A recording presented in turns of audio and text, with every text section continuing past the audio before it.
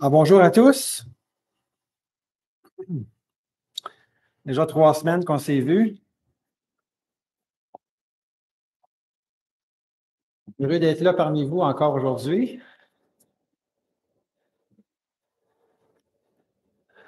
Cette semaine, il y a des anniversaires particuliers. Aujourd'hui, presque jour pour jour, ça fait 50 ans que je connais mon épouse. On était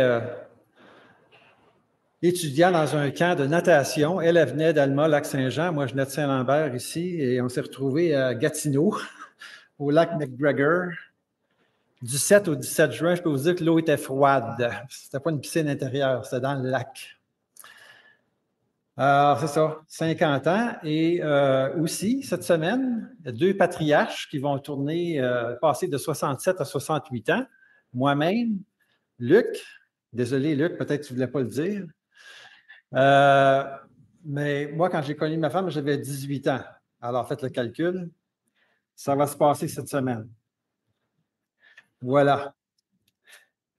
Avant de commencer, il faut que je dise, il y a un frère ici qui a eu le courage et la gentillesse de me dire que la dernière fois, j'ai omis de vous transmettre ma structure, les différents points que j'avais. J'en avais 12, on en a vu 5. J'ai peut-être nommé le premier, puis tout d'un coup, on était rendu au 5e. On s'était comme perdu. Pour moi, c'est très, très important et je me suis laissé emporter par l'enthousiasme de vous livrer le message. Mais je suis content que la personne me l'ait dit. Si ça se produit encore, n'hésitez pas, dites-le moi. Cette chose-là, c'est très important pour moi quand j'écoute un message. C'est important pour moi de vous le transmettre aussi. Aujourd'hui, on va essayer de revoir rapidement les 5 points qu'on a fait la dernière fois pour se remettre un petit peu dans le bain. Puis on va essayer de se rendre à 12 après. Je suis heureux de voir qu'il est seulement 2h08, ça qu'on a du temps. J'espère que vous ne dormirez pas en cours de route.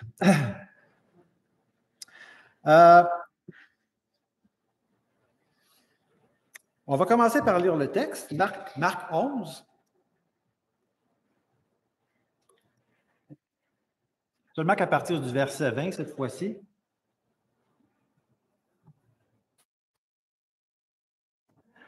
Alors, le matin, en passant, les disciples virent le figuier séché jusqu'aux racines. Pierre, se rappelant ce qui s'était passé, dit à Jésus, « Rabbi, regarde, le figuier que tu as maudit a séché. » Jésus prit la parole et leur dit, « Ayez foi en Dieu.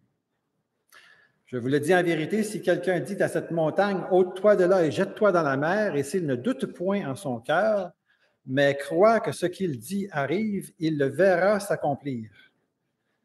C'est pourquoi je vous dis, tout ce que vous demanderez en priant, croyez que vous l'avez reçu et vous le verrez s'accomplir.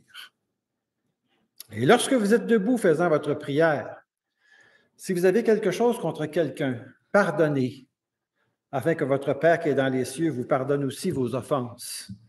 Mais si vous ne pardonnez pas, votre Père qui est dans les cieux ne vous pardonnera pas non plus vos offenses.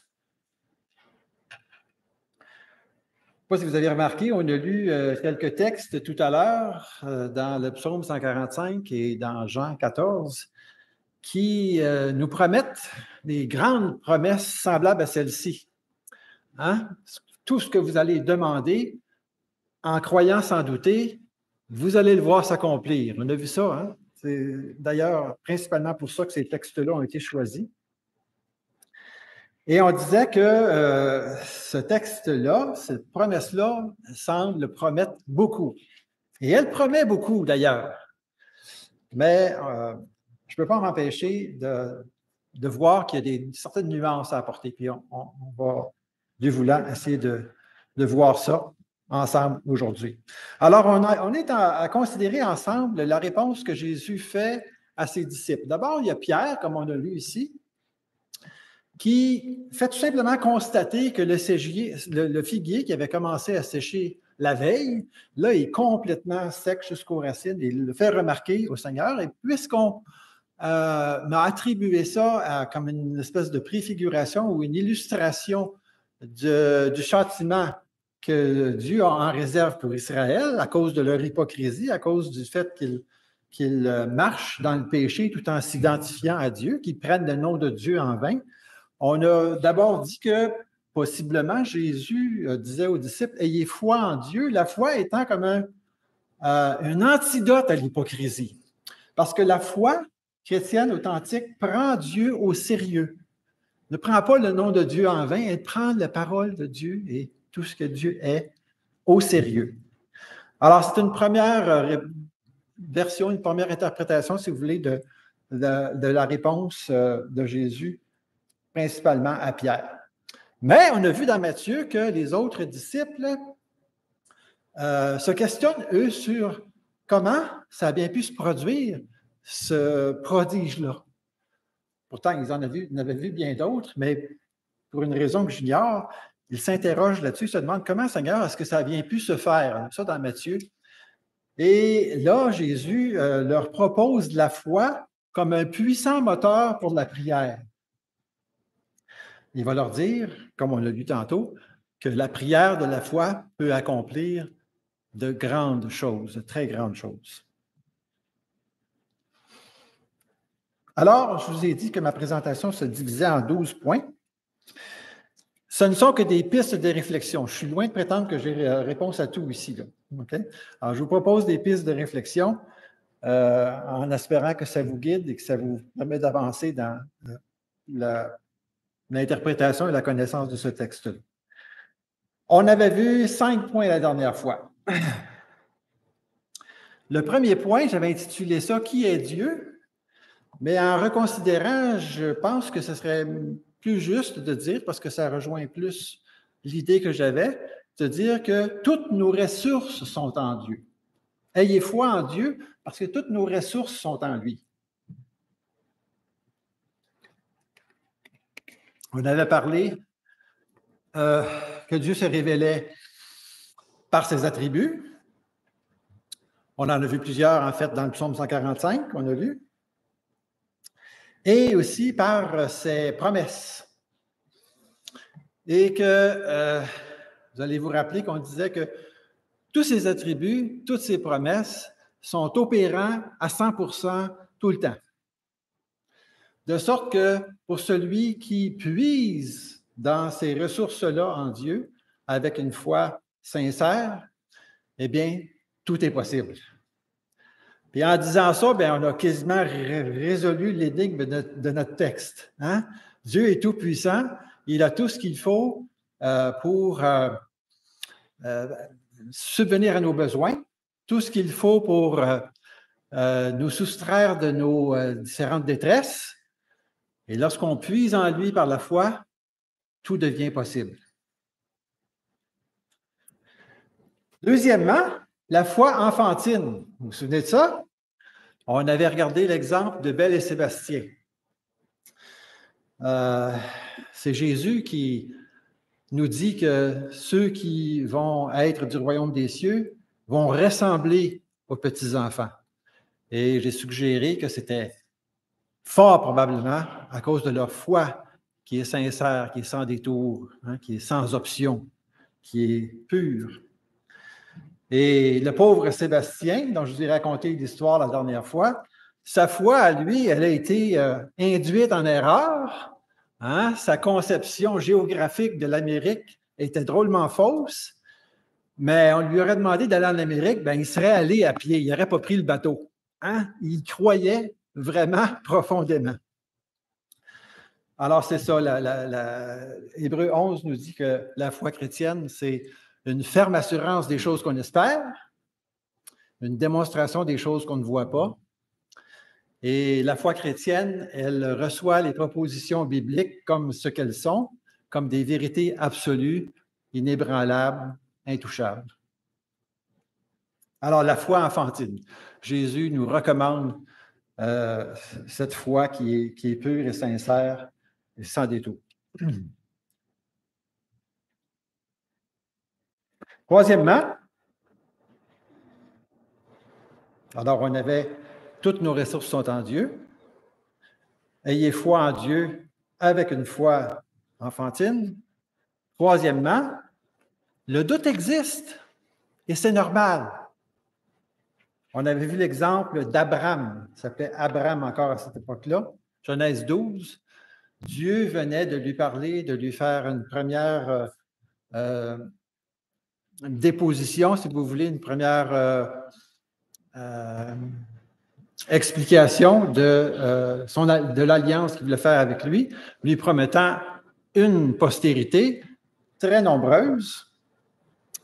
Et dans le même chapitre, Abraham, dans son voyage, rencontre, c'était Pharaon, je pense, oui, et demande à Sarah de mentir pour ne pas qu'on l'élimine, lui, et pouvoir prendre sa femme. Donc, il lui a demandé de dire que c'était sa sœur. C'est vrai que c'était sa demi-sœur, là, mais quand même, s'il avait eu foi vraiment, il n'avait pas douté en la parole de Dieu, qui venait de lui dire, je vais te donner une grande postérité, il n'aurait pas eu besoin de faire ça, de pécher devant Dieu, de mettre Sarah dans l'embarras, hein, de la soumettre à un étranger, comme cela, pour sauver sa peau.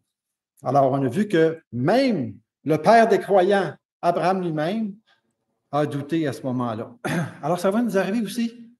Et ça nous arrive probablement souvent. Et ça va arriver quand? Bien, ça va arriver quand notre foi va être mise à l'épreuve. Lorsqu'on va avoir des difficultés dans la vie et que les ressources de Dieu qui pourraient nous conforter à ce moment-là, bien, c'est des ressources avec lesquelles peut-être qu'on a moins de connaissances, moins d'expérience, et le réflexe n'est pas là. On va douter. Mais c'est normal. Et là, le quatrième point qu'on avait mentionné, c'était qu'il y avait deux sortes de doutes. Un premier doute qu'on est heureux d'accueillir, il y avait une petite rimette là, heureux d'accueillir pour continuer de vivre son indépendance. Et l'autre doute qu'on est désireux de voir s'enfuir pour vivre dans l'obéissance. Alors, bien sûr, le doute, ce n'est pas quelque chose qui est souhaitable. On voudrait bien qu'il n'y en ait pas de doute du tout, puis que la foi soit toujours une ferme conviction de tout ce que Dieu a pour nous. Mais comme le doute va arriver, bien, il faut souhaiter qu'on soit désireux de le voir s'enfuir pour marcher dans l'obéissance. On avait vu l'exemple d'un porte-à-porte qui est devenu intimidant à un certain moment donné. Et il y a eu un doute de ce que Dieu pouvait protéger et guider, etc. Mais on a fait fuir le doute, on est allé en obéissance et Dieu a drôlement béni. Donc, quatrièmement, deux sortes de doutes. Le doute qu'on veut conserver pour vivre notre indépendance, mais celui qu'on veut voir s'effacer pour vivre dans l'obéissance. On a vu qu'il y avait des degrés de foi également.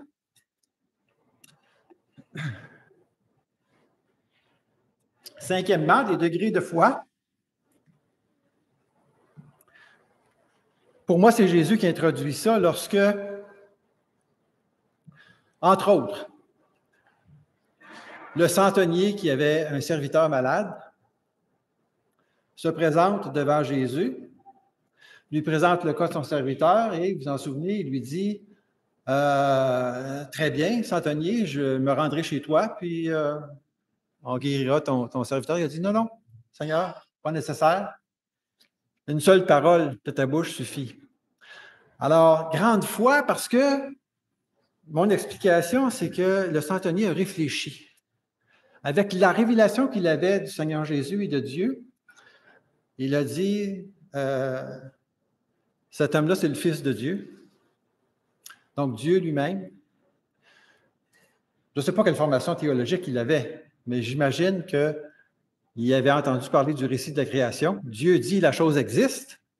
Le Seigneur Jésus, dans la barque, parle à la tempête se calme. Une seule parole du Seigneur Jésus peut guérir mon serviteur, à distance. Pas besoin d'être sur place. Alors Jésus dit, en Israël, je n'ai jamais vu une foi aussi grande. Alors il y a la grande foi, mais il y a la foi qui est plus fragile, disons. On ne l'avait pas mentionné comme tel, mais je vous le dis ici. Vous vous souvenez des disciples, c'est dans Matthieu ou Marc 10. Je ne le retrouve pas facilement ici. Matthieu 10. Quand Jésus envoie ses apôtres pour aller prêcher la parole, il leur donne le pouvoir de guérir toutes les maladies et de chasser les démons.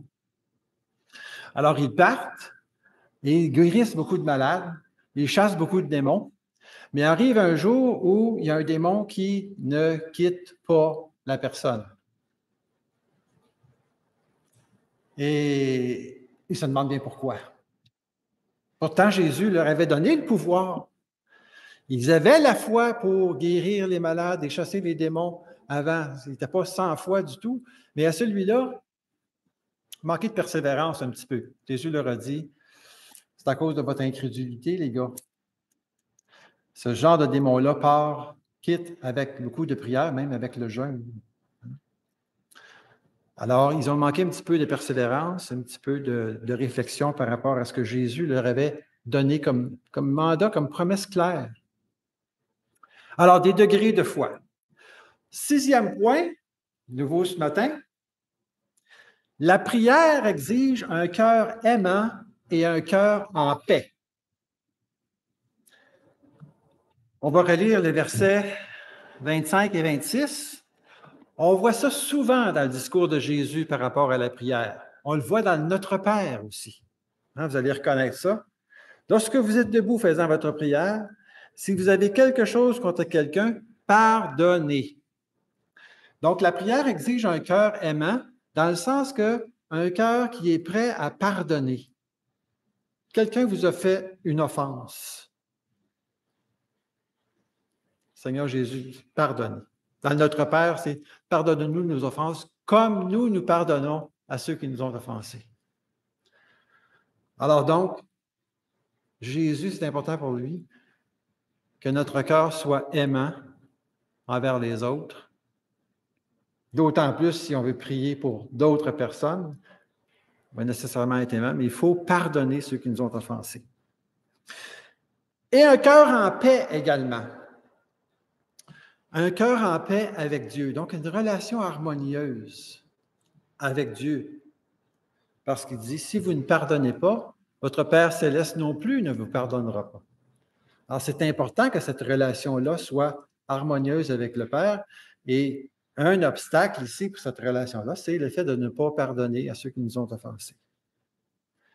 Donc, un cœur aimant, un cœur en paix, mais un cœur en paix qui est en bonne relation non seulement avec Dieu, mais avec autrui également.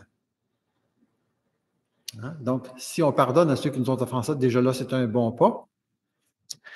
On voit aussi, c'est dans Pierre, je pense, 1 Pierre 3 qui nous parle de la relation harmonieuse entre mari et femme.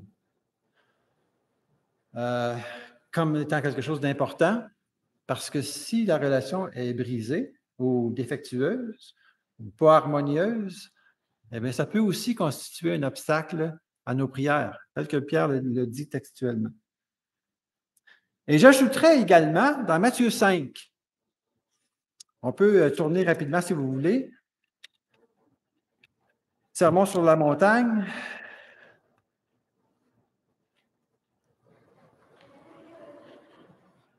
Verset 22. Si donc tu présentes ton offrande à l'autel et que là tu te souviennes que ton frère a quelque chose contre toi.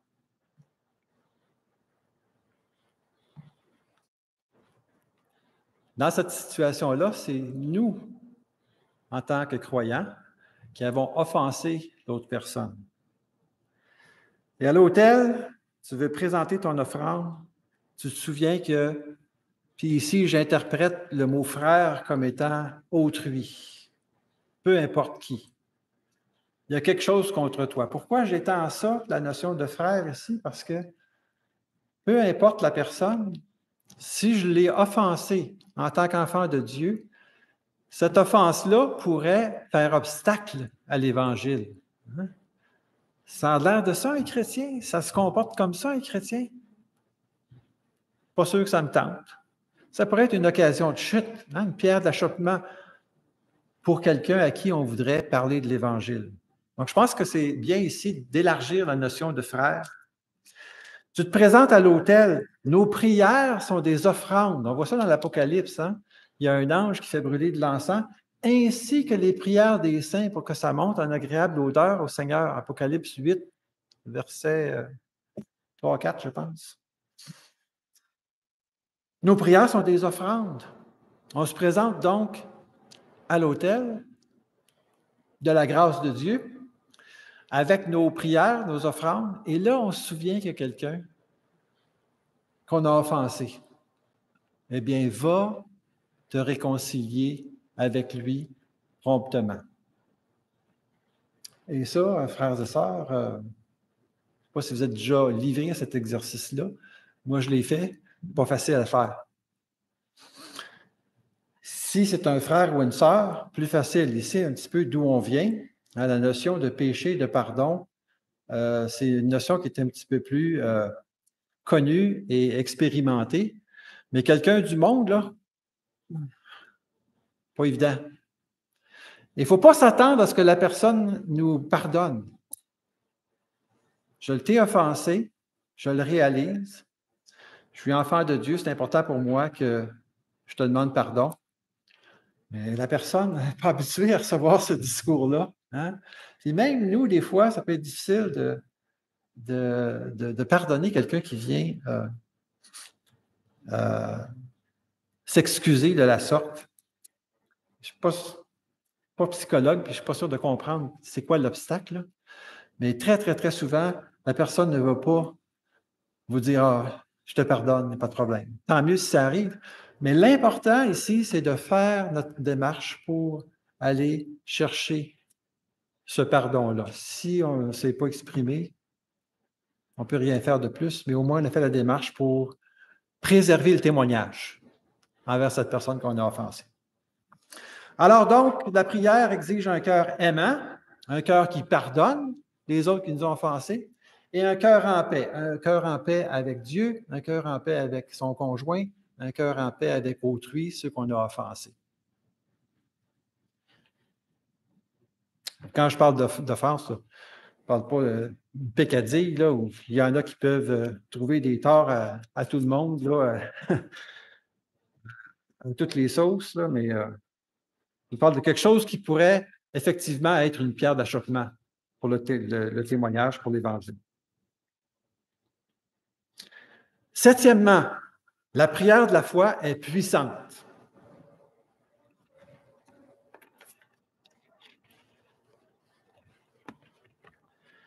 Imaginez la situation suivante. Moi, je l'ai imaginé. Je me suis dit, est-ce que je vais vraiment là? Mais je pense que ça vaut la peine. Un frère, dans la foi, vient trouver son pasteur, lui dit, je suis content que vous ayez 5 minutes à m'accorder, j'ai un petit problème avec ma prière. Comme vous savez, moi, je suis un fervent de ski de fond. Et j'aime beaucoup aller au Mont-Saint-Anne. Excusez, Mont-Saint-Anne, c'est à Québec. Mont-Tremblant. Les pistes sont fantastiques. Avant, je faisais du pas classique là, dans les petits dallos, vous savez, mais là, je fais du pas de patin. Les pistes sont larges. C'est vraiment une sensation de liberté extraordinaire. Les pistes, là-bas, il y en a pour tous les goûts. C'est fantastique, merveilleux. Mais ça me prend 2h30, là, partir de Les Tourneux puis Adam, me rendre là. Là-bas, il faut que je fasse les skis et tout. C'est un gros 3h, 3h30. C'est une expédition. Puis là, après notre journée de ski, on est fatigué, mais là, il faut revenir. Fait que ça fait 3 semaines, 1 mois que je prie pour que le Mont-Tremblant s'en vienne plus proche. Le pasteur dit, ouais, tu as pensé le mettre où? Ben, l'île de Laval, j'aurais juste un pont à traverser. Vous voyez un petit peu le ridicule de ça, là? Je vous dis ça parce que j'en ai rencontré qui disaient, si on avait la foi gros comme un grain de sénévé, une petite foi de rien du tout, on pourrait vraiment tasser des montagnes. Si vous avez un voisin qui a un grand chêne, qui fait de l'ombrage sur vos plants de tomates, puis qui vous empêche de voir la vue thérapeutique que vous auriez s'il n'était pas là, puis qui, en plus, à chaque automne, vous déverse une tonne de feuilles mortes sur votre terrain, essayez, pensez-y même pas. Essayez pas de l'assécher avec vos prières. Ne faites pas de cela un test de validité de votre prière. Ça n'arrivera pas. Je pense que c'est assez clair, là. En tout cas, c'est mon humble avis, ma profonde conviction. C'est John MacArthur qui nous dit que, à l'époque de Jésus, dans la littérature juive, il y avait une expression qui existait pour parler des rabbins, des leaders spirituels, qui avaient comme un don de résoudre des situations problématiques vraiment impossibles, en apparence impossibles. On disait, selon les termes anglophones de John MacArthur, c'était des uprooters of mountains. On les appelait comme ça, des déracineurs de montagnes. C'était connu, c'était dans la littérature juive de l'époque. Une autre expression, ça c'est Hendrickson qui m'a amené à réaliser ça, qu'il y a une expression biblique qui existe aussi dans Zacharie, où c'est Zorobabel qui fait face justement à une montagne d'obstacles dans son activité. Et le texte dit « Qui es-tu, montagne?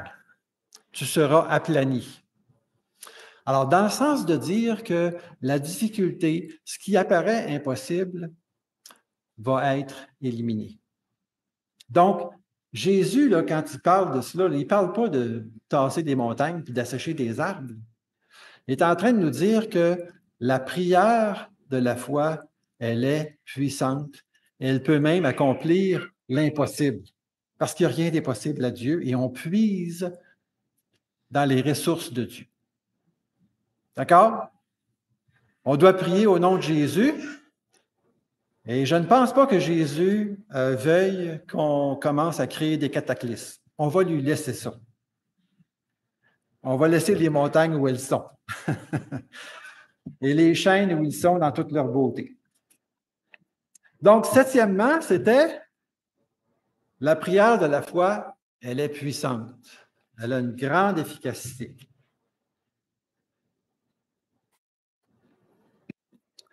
Huitièmement, Dieu est toujours au contrôle. Dieu est toujours au contrôle. Il y a environ 30 ans,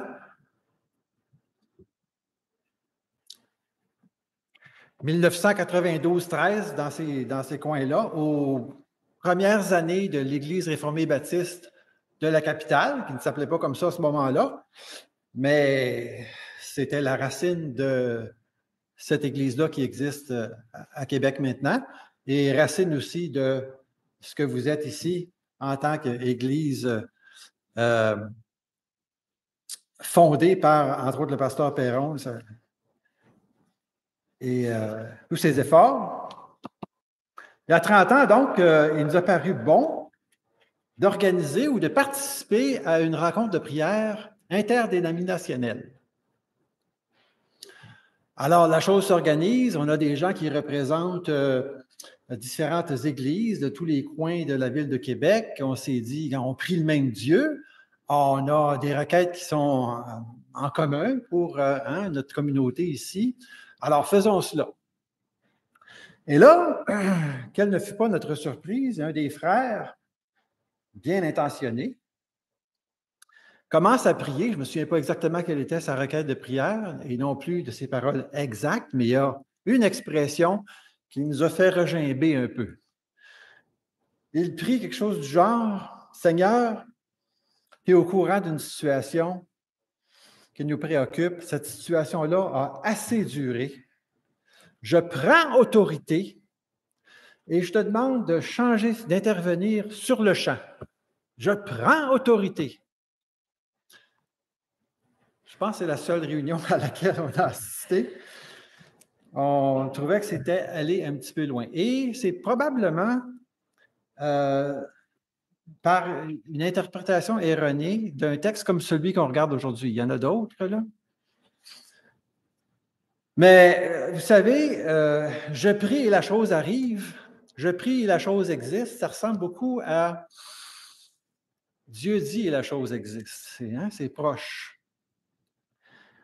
Mais on ne peut pas prendre autorité sur Dieu. Ce n'est pas notre volonté, c'est sa volonté à lui qui va s'accomplir, pas la nôtre. Dieu ne devient pas une marionnette qu'on manipule en tirant les ficelles. Hein? On l'a lu tantôt, psaume 145. Il est grand, il est puissant, c'est lui qui règne, c'est lui qui a la gloire. Pas nous, pas du tout. Ses pensées sont infiniment au-delà des nôtres. Hein? On ne peut pas imposer notre volonté à Dieu. Alors, il faut faire attention, c'est Dieu qui est au contrôle. Nous, on n'a pas d'autorité à prendre comme telle. On a simplement à lui présenter avec la foi la plus intègre possible nos requêtes, et c'est Dieu qui agit. Huitièmement, Dieu est toujours au contrôle.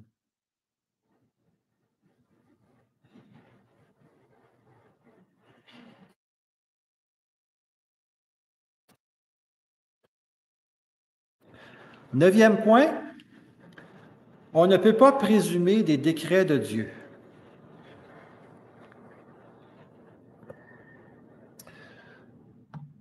Dieu a une volonté morale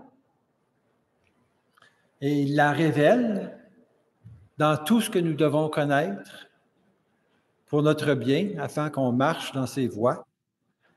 Sa volonté morale, on la connaît assez bien si on a passé du temps dans la parole de Dieu pour la lire, l'étudier, la méditer. Et on connaît aussi certains décrets de Dieu. On a chanté « Jésus va revenir », c'est un décret de Dieu. On peut prier « Maranatha, Seigneur, reviens ». Ça a été décrété, on ne risque pas trop de se tromper. Mais il y a bien des décrets de Dieu qui ont été déterminés par lui, dans sa sagesse, dans l'éternité passée, qu'on ne connaît pas. Je vais vous donner 3 exemples, et c'est là que j'ai des nuances par rapport à je prie avec foi, peu importe ce que je demande, Dieu va me l'accorder.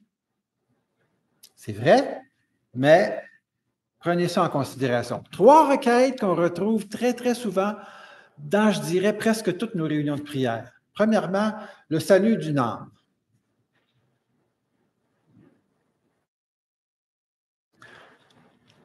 On sait que celui qui va être sauvé, c'est un élu de Dieu avant la fondation du monde.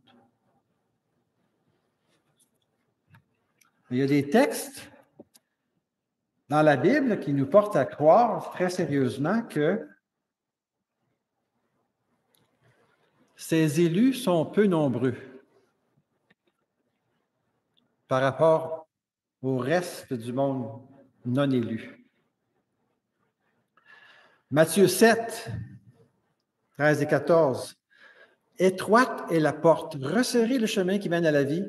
Il y en a peu qui les trouvent. » Il y en a peu qui les trouvent. Plusieurs prennent la porte qui est large, le chemin qui est large. Luc 18.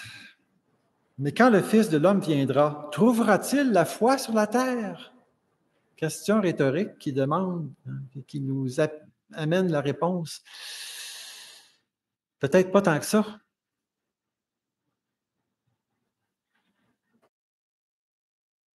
Matthieu 22, 14, parabole du festin des noces, nous apprend il y a beaucoup d'appelés et peu d'élus. Ça nous porte à croire que plus ça va aller, plus on va avancer dans le temps, est-ce que Jésus va trouver la foi, plus ça va aller, moins on va en rencontrer des élus. Mais on ne sait pas, hein, ce n'est pas écrit dans le front de personne. Mais est-ce que je peux prier pour une personne, un contact que j'ai, qui visiblement n'est pas au Seigneur encore?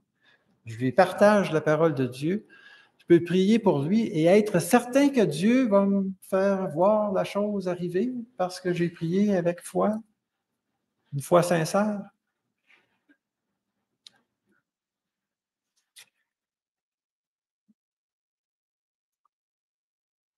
On ne peut pas présumer les décrets de Dieu envers une personne comme ça. Une autre requête de prière, les malades. J'ai un oncle qui souffre du cancer. On lui donne 6 mois à vivre. Seigneur, guéris-le. Pas en train de dire qu'il ne faut pas prier pour ces personnes-là. Oui, il faut prier pour ces personnes-là, pour les contacts qu'on a pour l'Évangile, pour les gens qui souffrent autour de nous. Et je ne suis pas en train de dire que Dieu ne peut pas agir, guérir, sauver. Certainement qu'il le peut, il n'y a rien d'impossible à lui. Ce que je dis, c'est que est-ce qu'on peut être certain que Dieu va nous faire voir la chose arriver? Quel est le décret que Dieu a pour la vie de chacun d'entre nous? Est-ce qu'on est élu? Est-ce qu'on va guérir du cancer ou c'est ça qui va nous emporter? Les guerres. Certainement que vous avez prié pour les Ukrainiens. Hein? On prie quasiment à chaque semaine pour les Ukrainiens. Les missionnaires qui sont là-bas et qui essaient d'aider, subvenir aux besoins matériels, présenter l'Évangile et tout. On voudrait bien que cette guerre s'arrête. C'est sûr que c'est contre la volonté morale de Dieu. Si la volonté morale de Dieu s'exerçait partout sur la terre, que ta volonté soit faite sur la terre comme au ciel, il n'y en aurait pas de guerre. Ce serait l'amour qui régnerait. Hein?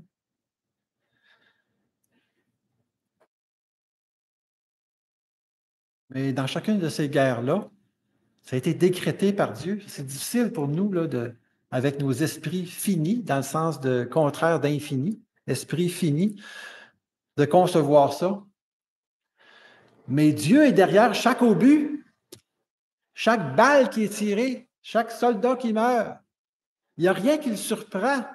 L'histoire qui se produit jour à jour, c'est l'histoire qu'il a écrite, lui. Ça ne le fait pas coupable de péché, l'auteur du mal. L'homme est toujours responsable des actions qu'il prend, de ce qu'il fait. Mais quand je prie pour les Ukrainiens, est-ce que je peux être assuré que demain matin, ça va être terminé, ce conflit-là? Qu'est-ce que je connais du décret de Dieu? Est-ce que ce n'est pas ce qui va nous amener dans la Troisième Guerre mondiale et la fin des temps? Je ne suis pas un spécialiste en eschatologie, loin de là, mais je ne pense pas qu'on puisse prier pour ça et s'attendre, comme le texte nous dit ici, qu'on va voir la chose arriver nécessairement. Pas que Dieu n'est pas capable de le faire, il peut le faire. Mais il a peut-être des décrets qui nous dépassent qu'on ne connaît pas. La volonté décrétive de Dieu, ça ne va pas à l'encontre des prières. C'est une autre chose aussi, ça, la prière des saints. Dieu accomplit ses décrets à travers, par le biais des prières que l'on fait. Comment est-ce que Dieu a pu planifier quelque chose avant le début des temps, dans l'éternité passée, et que ce soit nos prières d'aujourd'hui qui font en sorte que ça se produit? Je n'ai pas la réponse à ça. Mais je ne connais pas, dans bien des cas, la nature du décret de Dieu et je ne peux pas être assuré que Dieu va me donner de voir toutes ces choses qui sont en accord avec sa volonté morale, donc de les voir arriver comme telles. Alors, neuvièmement, on ne peut présumer les décrets de Dieu. À moins, bien sûr, qu'il les ait révélés, ces décrets-là. 10e point, qu'est-ce qu'on peut demander dans nos prières et le voir s'accomplir? Je pense qu'en tout cas, tant qu'à moi, je n'ai pas une réponse précise à vous donner là-dessus. Ça demeure un peu mystérieux.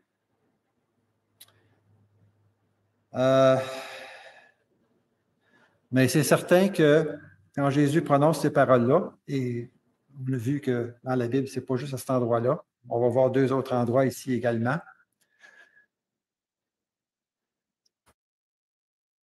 Jésus promet énormément. Et ce qu'on peut dire, c'est une réponse assez générale que je vous donne ici, c'est que tout ce qu'on demande dans nos prières et qui sont strictement conformes à 3 choses. D'abord, la nature de Dieu. On ne peut pas prier contre la nature de ses attributs. Ce sont en harmonie avec les attributs de Dieu. Tout ce qui est conforme à sa volonté morale, sa volonté décrétive dans la mesure où elle est connue. Et tout ce que l'on prie aussi conformément à ses promesses. On va voir l'exemple d'une promesse ici. Alors, Dieu l'accorde. On a vu dans le psaume 45, 145 plutôt. C'était quoi la terminologie exacte?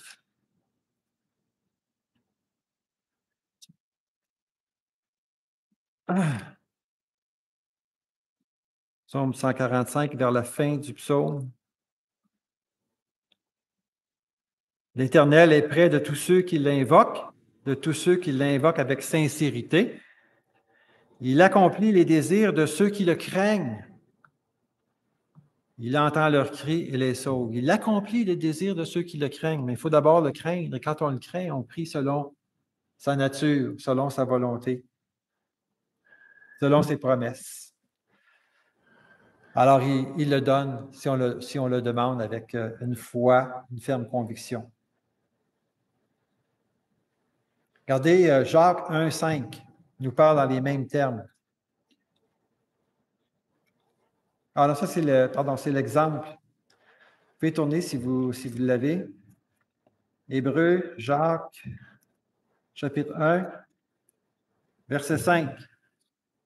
Si quelqu'un d'entre vous manque de sagesse, qu'il la demande à Dieu, qui donne à tous simplement, sans reproche, et elle lui sera donnée.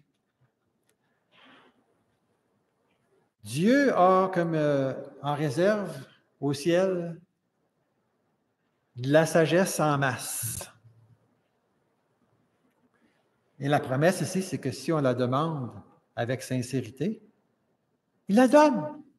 Vous voulez de la sagesse? La promesse est là, elle est claire. On prie dans sa volonté, selon sa promesse. Vous avez besoin de sagesse si on prie avec conviction qu'on va recevoir de la sagesse, on va la recevoir, la sagesse. Jean 14, 12 et 13, qu'on a lu tantôt. Ça vaut la peine d'y retourner. Ça met encore plus d'emphase sur le fait non seulement que la prière est puissante, mais que Dieu va répondre selon ce qu'on demande, si on le demande bien. En vérité, je vous le dis, celui qui croit en moi fera aussi les œuvres que je fais, et il en fera de plus grandes, parce que je m'en vais au Père, et tout ce que vous demanderez en mon nom, je le ferai, afin que le Père soit glorifié dans le Fils. Si vous demandez quelque chose en mon nom, je le ferai. Il répète 2 fois. Et 1 Jean 5, 14, encore dans le même sens. 1 Jean, chapitre 5, 14 et 15. C'est bien ça? Nous avons auprès de lui cette assurance que si nous demandons quelque chose selon sa volonté, il nous écoute. Et si nous savons qu'il nous écoute, nous savons que nous possédons la chose que nous lui avons demandée, quelle qu'elle soit. Je ne sais pas si Jean accepterait les petites nuances que j'ai mises tantôt par rapport au décret de Dieu, là, mais enfin. C'est fort hein, quand même, c'est grand. La promesse est grande. C'est parce que Dieu est grand, Dieu aime son peuple, il veut le bénir, le protéger, et il nous demande de prier, il répond aux prières. Alors, qu'est-ce qu'on peut demander dans nos prières et le voir s'accomplir? Bien, tout ce qui est conforme, finalement, à sa nature, à sa volonté, à ses promesses. 11e point, le seul miracle qui importe vraiment. On a vu que la prière de la foi, elle est puissante. Et ici, dans notre contexte, déplacer des montagnes, assécher des arbres, c'est du phénoménal, hein? C'est du prodige, c'est du miracle. Et on peut se demander, à travers mes prières, Dieu peut certainement accomplir des miracles, mais c'est quoi le miracle le plus important? Si on regarde le contexte de notre texte en Marc 11, qu'est-ce que vous pensez que le Seigneur souhaiterait qu'il se produise en Israël? C'est tout croche, hein? Les gens opèrent le temple, mais le bafouent complètement, déshonorent le temple complètement. Hypocrite. Qu'est-ce que le Seigneur Jésus souhaiterait si ce n'est pas un réveil, une repentance, la foi vraiment sincère qui prend Dieu au sérieux? Matthieu 23 nous dit, « Jérusalem, Jérusalem, combien de fois ai-je voulu rassembler tes enfants comme une poule rassemble ses poussins sous ses ailes, et vous ne l'avez pas voulu. » Nous, en tant que ses disciples, c'est quoi notre mandat sur la terre? Lorsque Jésus est allé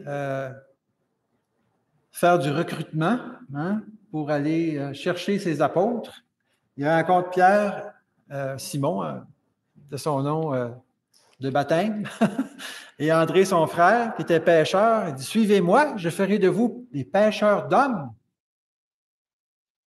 Vous voyez un petit peu où je m'en viens avec ça? Matthieu 28, la grande commission. « Allez, faites de toutes les nations des disciples. » Et dans Jean 14, ce qu'on vient de lire, « Celui qui croit en moi fera aussi les œuvres que je fais, et il en fera de plus grandes. » Quel genre d'œuvre vous pensez que Jésus a en tête quand il dit ça? Il va faire les œuvres que je fais, il va en faire encore de plus grandes. Est-ce que guérir des malades? Construire des meubles? Sauver des âmes? Dans Acte 2, pas longtemps après que Jésus est quitté, après la Pentecôte, Pierre fait un discours. Bang! 3000 âmes. En fera de plus grandes. Est-ce que vous pensez que Jésus a pu convertir 3000 âmes? On ne sait pas, on n'a pas les chiffres. Un petit peu plus loin dans le chapitre 2, le Seigneur ajoutait chaque jour à l'Église ceux qui étaient sauvés. En chapitre 4, le nombre passe à 5000. Pas beaucoup de temps, là. 5000. Il y en a encore des évolutions au niveau du nombre d'âmes sauvées au chapitre 5 et au chapitre 6.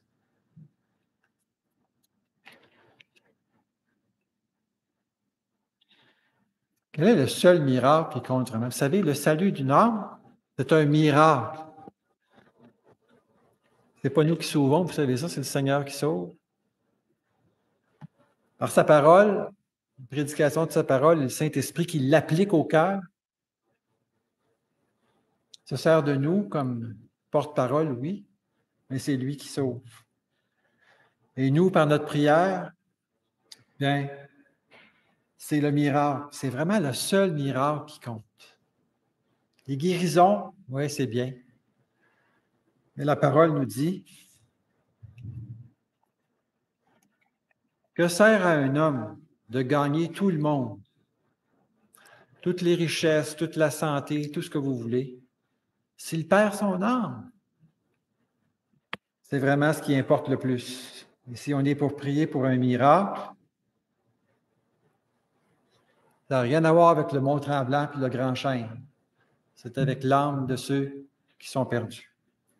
Et 12e, dernier point, il était temps. Dieu répond aux prières en son temps. Il n'y a rien qui indique dans le texte ici que si on prie avec une foi sincère, la chose arrive. Il n'y a rien qui indique qu'elle arrive immédiatement. C'est Pierre qui nous parle dans sa première épître, chapitre 1, parle de la nécessité d'un temps où notre foi doit être mise à l'épreuve. Il faut qu'elle soit mise à l'épreuve. Et que ça, c'est plus précieux que l'or périssable. Parce que ça va avoir comme résultat la louange, la gloire et l'honneur lorsque Jésus paraîtra.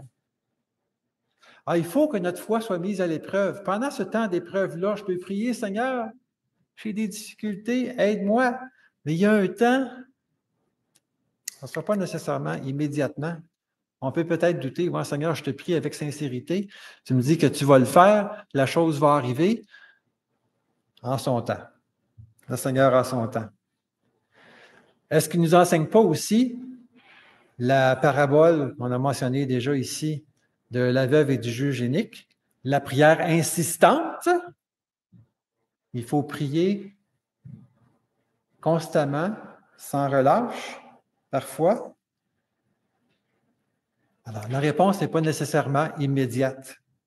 Dieu répond aux prières en son temps. Dieu répond selon sa sagesse et il n'est jamais en retard. Amen. Prions le Seigneur.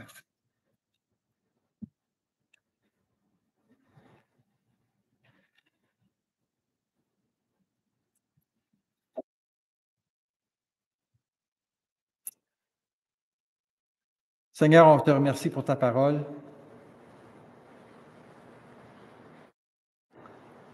On voit que tes pensées sont infiniment au-delà des nôtres. On a souvent peine à réconcilier des vérités qui nous sont proclamées dans cette parole. Et on essaie tant bien que mal de comprendre, mais on sait que nos esprits sont limités.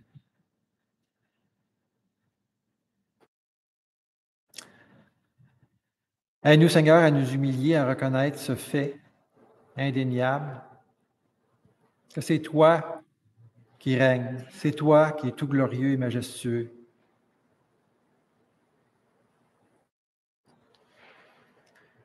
Aide-nous à te comprendre, à te connaître, à te faire confiance, à te soumettre nos différentes requêtes selon les circonstances de vie dans lesquelles tu nous places, et de te faire confiance, Seigneur, parce que toutes les ressources sont en toi. Et parce que rien n'est impossible à toi, rien n'est impossible à la prière de la foi.